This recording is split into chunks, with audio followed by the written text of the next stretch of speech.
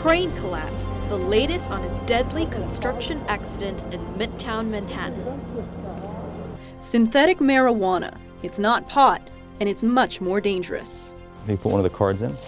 Fashion independence, how our New Yorker of the Week designs clothes for kids with special needs. As we put it in.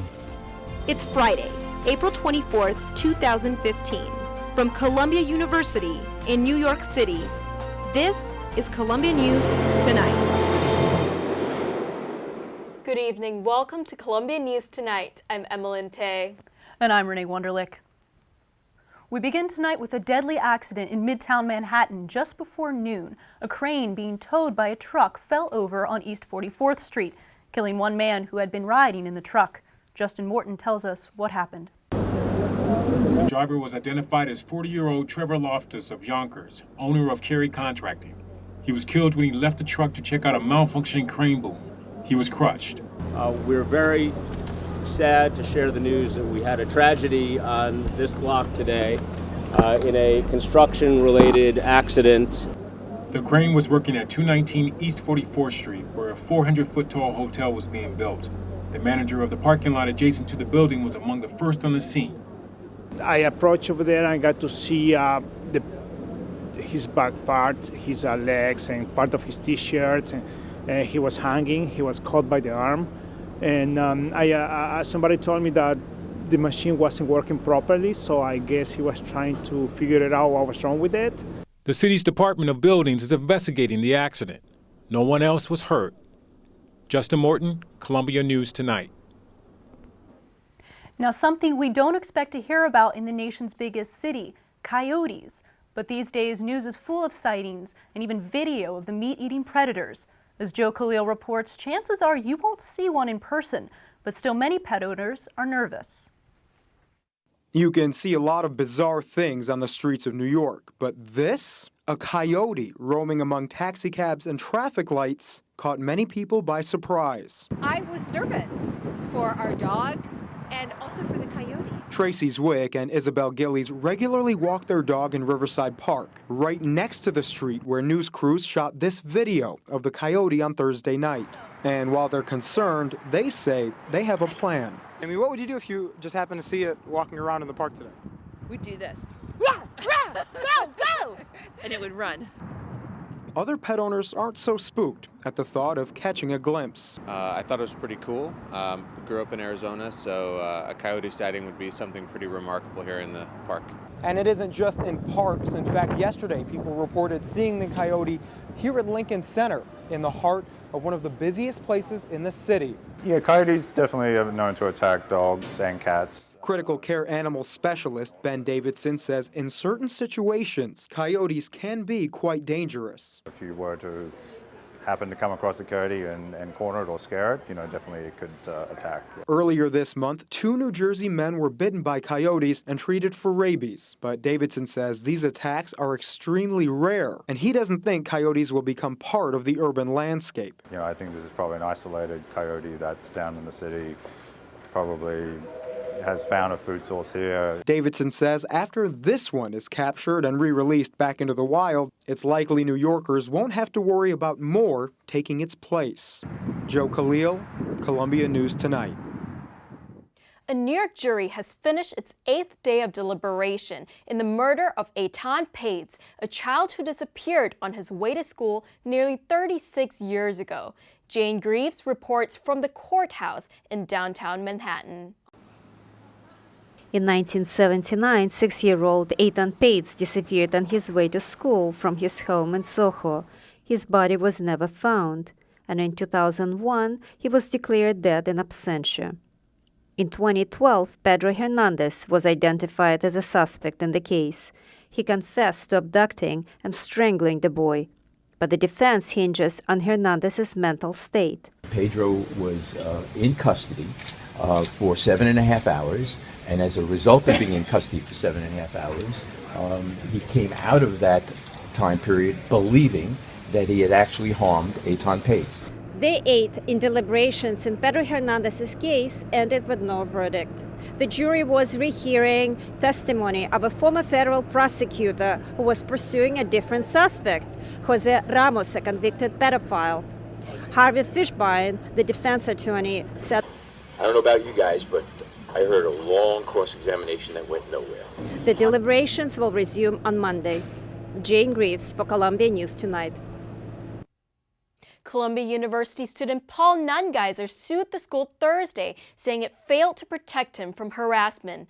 Nungeiser was accused of rape by mattress girl Emma Salkowitz, and who went public with claims that the school and law enforcement refused to prosecute her case. New York City's Loretta Lynch is now the first black female U.S. Attorney General. Lynch was officially nominated back in November. It took 5 months for the Senate to confirm Lynch. She'll replace Eric Holder, who stepped down in September. Lynch is scheduled to be sworn in Monday. Tonight, New York baseball fans are keeping their eyes on the big ballpark in the Bronx as the Yankees and Mets renew their Subway Series. The Mets have won 11 straight games, tying their team best. They're looking for number 12, their longest streak ever. Hillary Hansen is live for us at Yankee Stadium. The game begins in about an hour. And already you can see that Mets fans and Yankee fans are filling the stadium. But this game is particularly important for Mets fans. It was just yesterday at Citi Field, the Mets' home park in Queens, that they tied their record for the longest winning streak. After years of watching their team struggle, the fans are excited. A Mets fan is very dedicated. We had a lot of hard years, but a Mets fan sticks to it through thin and thin. In 1986, the Mets won the World Series. They haven't won since. I was around in 1986, and it's been a long time coming, so we feel great about it.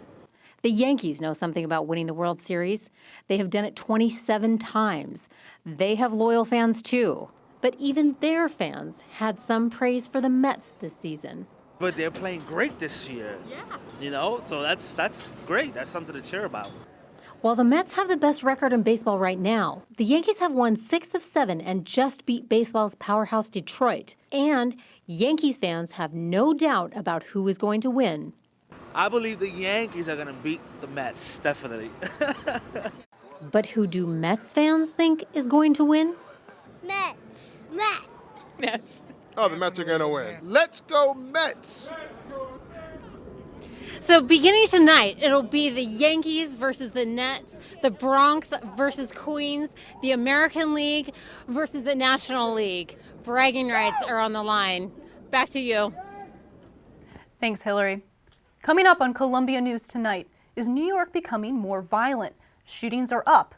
We'll take a look inside the numbers.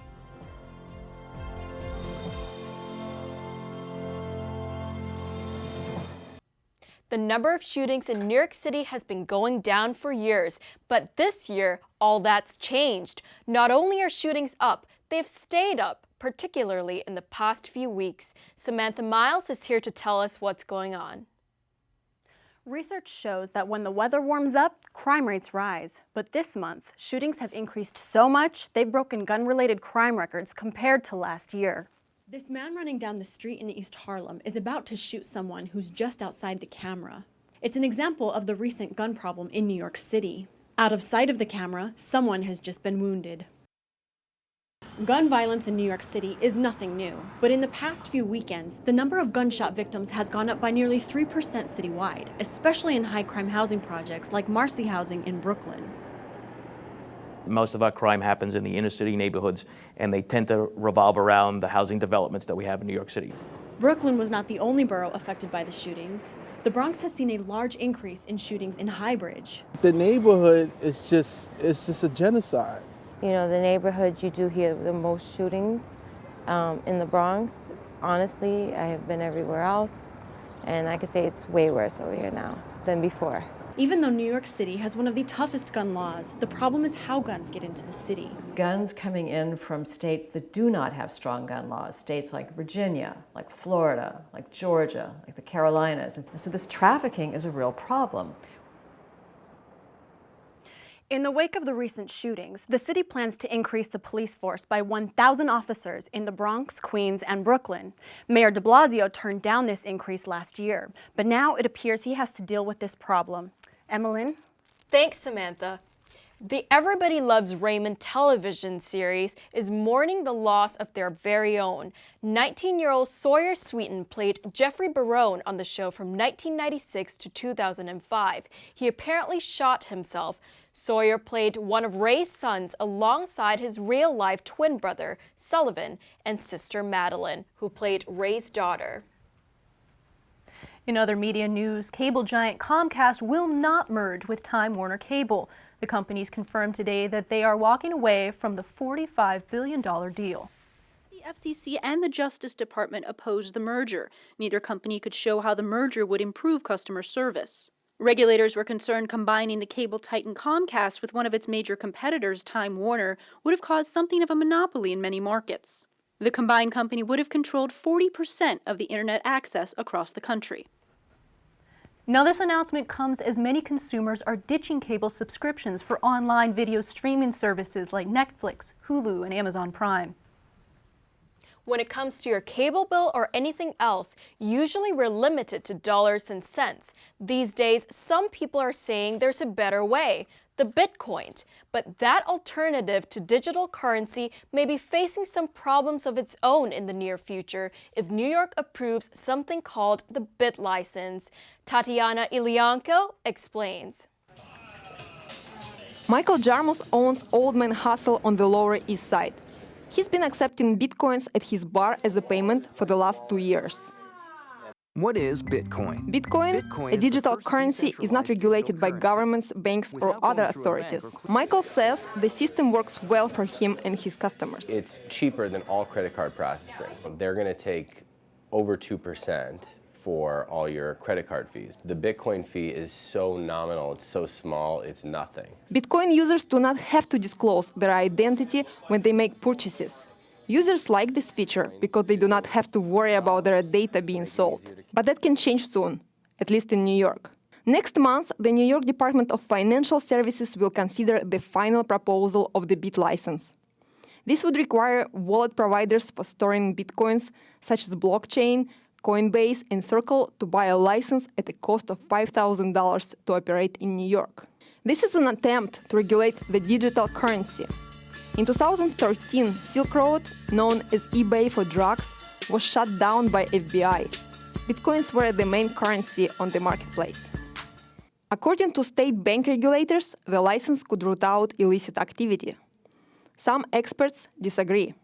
I don't think that will stop people from trying to use it for illicit activity, because they might say, oh, instead of going with a company in New York State who has to provide our information to the New York State Department of Financial Services, we'll just go with someone in another state that doesn't have a bit license. Or they might do it internationally. If the Bit License is approved, the providers of financial transactions made in businesses that accept Bitcoins, like this bar, will have to report all purchases, even a simple beer. Jarmus says this is unnecessary. Well, that's the beauty of Bitcoin, is it's completely anonymous. It's an anonymous way of holding currency or sending it or using it. But Jarmus says regardless of the Bit License, he will continue to accept Bitcoins at his bar. Tatiana Ilianko, Columbia News Tonight. Out west, Old Faithful might not be so faithful after all. Scientists at Yellowstone National Park discovered a supervolcano underneath the famous geyser in Wyoming that has the potential to cover the western United States with ash. Those scientists say despite the discovery, there is no immediate threat. And in Chile, the Calbuco volcano erupted Wednesday for the first time in more than 4 decades, sending a 6-mile plume into the sky. The volcano is about 620 miles south of Santiago. Authorities have evacuated the 4,000 people due to the gas and ash in the area. Just ahead, the terrorist plot aimed at the Vatican. Is it still a threat? And in our Morningside report, the high rise in nursing homes that has one community saying, "Not in my neighborhood." Disturbing news from Italy today. Authorities say suspected terrorists may have had their sights set on the Vatican from a plot from 2010. It was discovered through wiretaps. Police arrested 9 people from Pakistan and Afghanistan. They say they were part of a militant group. The Vatican says there's no proof that there's any current threat. President Obama is offering condolences to the families of an American and an Italian killed in a January drone strike. The two were being held hostage by an al-Qaeda in Pakistan. Mr. Obama said yesterday the U.S. military did not know the hostages were there. The American 73-year-old Warren Weinstein was kidnapped in 2011 while working as a contractor for the USAID. In our own neighborhood, a big nursing facility for the elderly is making a major move. In today's Morningside report, Greg Jackson tells us the move is causing concern in the community where it's headed. Jewish Home Life Care is moving from 106th Street to the Upper West Side, which has parents there upset and filing a lawsuit. We spent about a year investigating the proposal, and we determined that there are going to be massive negative impacts for the students, the teachers, and the staff at the school if the construction is allowed to go forward. The new Jewish Home Life Care facility will be built on this now empty parking lot next to PS 163. So as a father of a daughter who goes to the school at PS 163, I'm very concerned about her ability to learn, her ability to enjoy the school. She loves the school in a way that is, I think, fantastic, and I think the public school education that New York City offers in many respects is first rate. But this will undoubtedly prevent students from coming here because they're going to be scared by the construction. Others are concerned that the construction means PS 163 can't expand to serve students in a growing community. We got at least 10 new high-rises in the area, and those parents of those kids in those buildings have to come to a school which is already overcrowded. The 20-story building may add to traffic. But parents aren't the only ones concerned about future construction. Patricia doesn't have kids that attend this school. She's concerned about the noise from the construction, among other things. You wanted to build on 1/6th Street, you received approval to build on 1/6th Street, and that's where you should stay. On 106th Street, where the streets are wider, where they have a community garden, where they can develop facilities that would benefit not only the residents, but also the community. Jewish Home Life Care says that they will deal with the noise by installing noise-reducing windows. No one likes to have construction next door to their home or their place of work, and Jewish Home understands and is sympathetic to that. And with this project, Jewish Home is preparing to take exceptional measures to assure that neighbors are not adversely affected by the construction. Residents say they are worried about the character of their street being changed, and until the construction begins, they will continue to fight. Greg Jackson, Columbia News Tonight. For young people looking for a new drug of choice, many are turning to synthetic marijuana. But these days, the health departments in Alabama, Mississippi, and New York are warning that many of those users are being rushed to emergency rooms. In this week's Focus Report, Linda Zhang tells us just how dangerous these drugs really are. This wasn't supposed to happen. 9 months ago, one hit of synthetic pot claimed a young life. Veronica and Devin Eckerd lost their oldest child, an only son. He made the deadly choice to use a product called K2 or Spice. He only had one hit, and Connor is completely and totally brain dead. Spice or K2, often referred to as synthetic pot, is designed to mimic the high of marijuana. Oftentimes you hear it referred to as fake pot or synthetic marijuana, man-made marijuana, and the reality is that it's not similar to that. The $5 bag of herbs, typically imported from Asia, is laced with potent and unpredictable chemicals. It is the absolute most dangerous thing that you can put in your body. It is pure poison. An illegal poison, sold under names like Red Giant, Smacked, Red Eye Jack, and marketed towards young people. These drugs are easy to find and easy to buy. Poison centers nationwide have received more than 2,000 synthetic pot-related phone calls, double the reports of last year. Earlier this month, 120 people rushed into city hospitals due to synthetic drug-related emergencies. According to New York City's health department, most of these cases took place right here in East Harlem. A self-identified homeless spice addict who did not want to appear on camera said his addiction sent him to the hospital 3 times. I blacked out. I woke up in the hospital tied to the bed. They said they found me walking around in traffic. Addiction specialist Dr. Howard Foreman has treated dozens of synthetic pot overdoses. Unfortunately, what I see very much is people being very violent, people being extremely confused, people having racing heart or tachycardia. The drugs are often labeled as not for human consumption to disguise their street use. The manufacturers are always one step ahead of the DEA. The tiniest change in the chemical makeup means the product is back on the market. This Mother's Day is not going to be the same for the Eckarts, but they're determined to stop similar tragedies from happening. This is not a game. It is totally real. Please help us fight this fight. Linda Zhang, Columbia News Tonight. Coming up in our consumer report, going inside the box and finding out why Kraft is taking the yellow out of their mac and cheese. And the latest online craze, just how far some people are willing to go to be just like their favorite reality star. There's a lot of buzz about Kraft's recent decision to remove artificial food dyes from their original macaroni and cheese. It's what gives it that famous yellow color. But will this change in the classic kid favorite make a difference in children's health? Shade Falabita reports. Grandma, this is the kids' table. And I'm young at heart. You know you love it. Will kids still love it after the company eliminates Yellow 5 and Yellow 6, the artificial food coloring used to give it its classic look? When it comes to artificial dyes, Kareth Foster, mother of 2, wants no part of them. And so I'm going to act accordingly to my beliefs and keep my children eating as healthy and as natural as possible. Before Kraft announced the change, popular blogger Food Babe and 300,000 other people expressed concerns about artificial dyes in an online petition to Kraft. It called the dyes dangerous and said they cause hyperactivity in children and have a negative impact on their ability to learn. The FDA has maintained its position that there is not a significant link between these artificial ingredients and behavioral effects. Dr. Pablo Goldberg, a behavioral specialist, says that the latest study shows that parents shouldn't be worried at this point.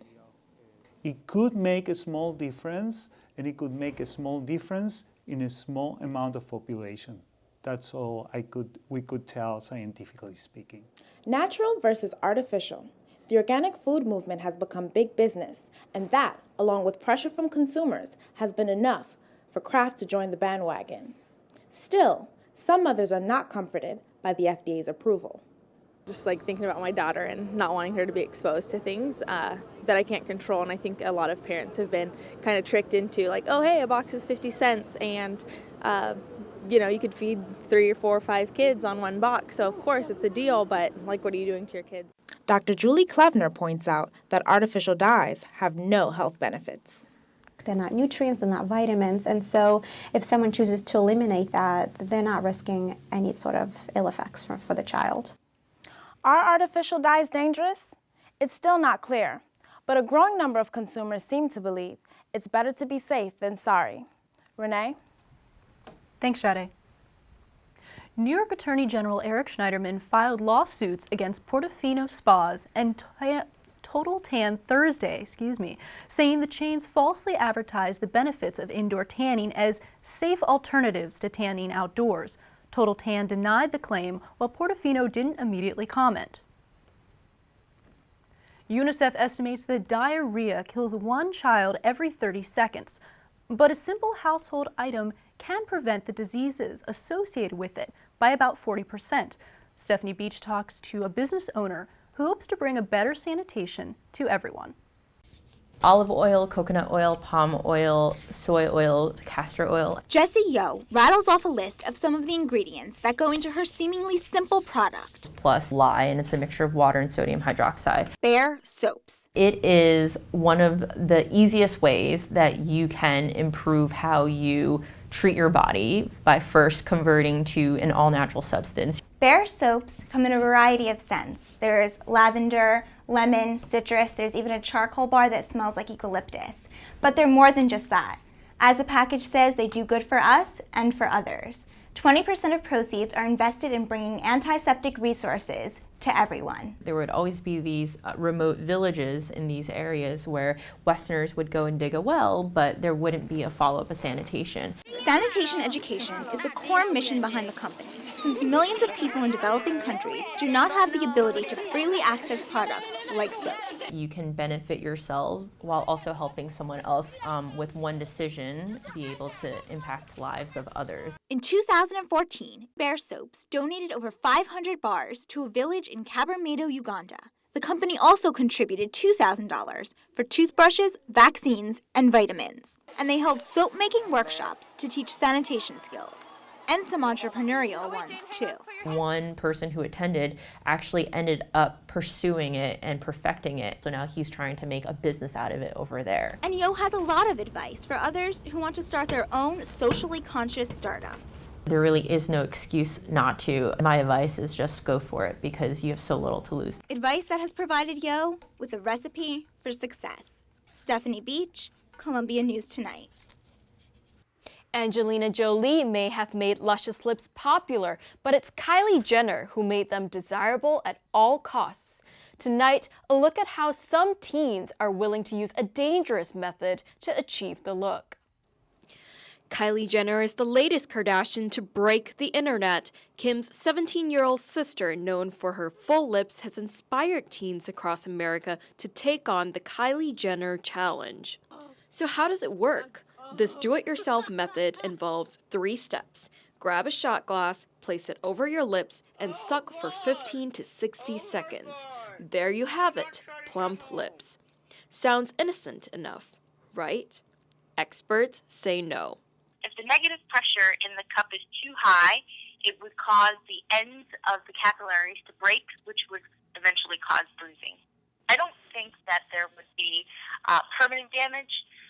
The only thing that could happen is scarring. As seen on Twitter, the challenge has yielded mixed results. While some ended up with their desired look, others weren't quite as lucky. They say beauty is pain, but is this taking it a step too far? What do you think, Renee? Is it too far? I don't know. Why wouldn't you just use a plumping lip gloss or something a little safer? I definitely agree. It just seems too dangerous to me. Coming up on Columbia News Tonight, our New Yorker of the Week, a woman dedicated to making getting dressed better and easier for people with special needs.